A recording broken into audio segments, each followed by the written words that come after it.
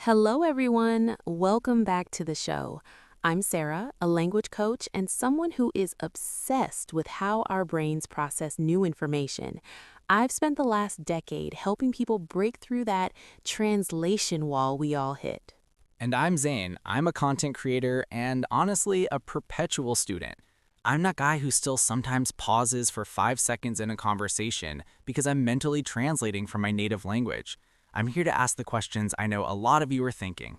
I'm so glad you're here, Zane, because today's topic is the holy grail of language learning: how to stop translating and start actually thinking in English.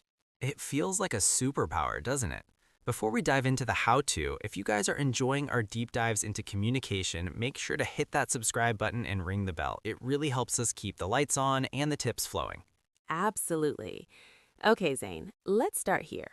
When you're speaking English, do you feel like there's a little translator in your head frantically flipping through a dictionary? Oh, 100%. It's exhausting. I hear a sentence, my brain translates it to my native tongue, I think of a response, translate that back to English, and then I say it. By the time I speak, the conversation has moved on. Why can't we just skip that step? It's because your brain is trying to be safe. It uses your native language as a crutch. To think in English, you have to build a direct bridge between a thought and the English word, bypassing your native language entirely. That sounds great in theory, but how do I actually start? I can't just flip a switch in my brain. You start small, very small. I call it the labeling method. Most people try to think in complex sentences immediately. Instead, start by naming individual objects around you in English throughout the day. You see a chair, don't think of the word in your language. Just look at it and mentally say, chair.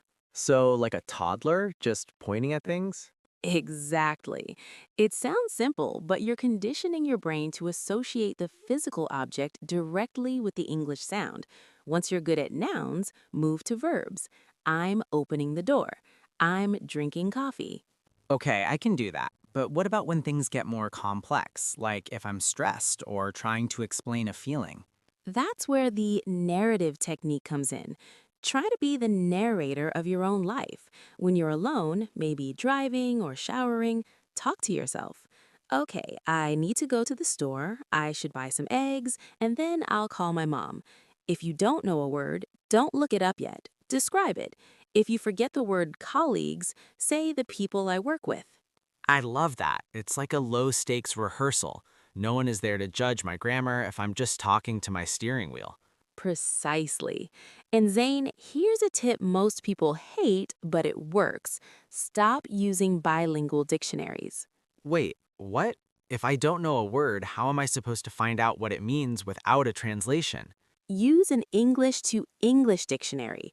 When you look up a word like enormous and the definition says very large, you are staying within the English ecosystem. You aren't retreating back to your native language. You're building the muscle of understanding context. That makes sense. It forces the brain to stay in the English zone. But what about those of us who live in countries where we don't hear English daily? You have to create an immersion bubble. Change your phone settings to English. Watch movies with English subtitles, not subtitles in your native language. Even 15 minutes of an English podcast, like this one, helps your brain get used to the rhythm and music of the language. I've noticed that when I watch a lot of English TV, I start hearing the characters' voices in my head. Is that a good sign? It's the best sign. That means your inner monologue is shifting. Here's a challenge for the listeners. Tonight, before you go to sleep, try to recap your day in English for just 2 minutes. Today was productive, I had a good sandwich, and I recorded a great podcast with Sarah. Like that? Perfect. It's all about consistency over intensity. You don't need to study for 5 hours. You need to think for 5 minutes 10 times a day. This feels way more achievable than I thought. It's not about being perfect, it's about being comfortable. Exactly.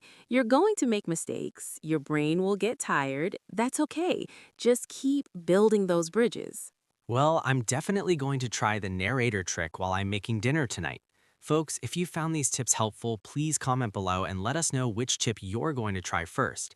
And don't forget to like this video or podcast. It really supports the channel. It really does. Thank you all for spending time with us today. Remember, fluency isn't a destination, it's a habit. Beautifully said. We'll see you in the next episode.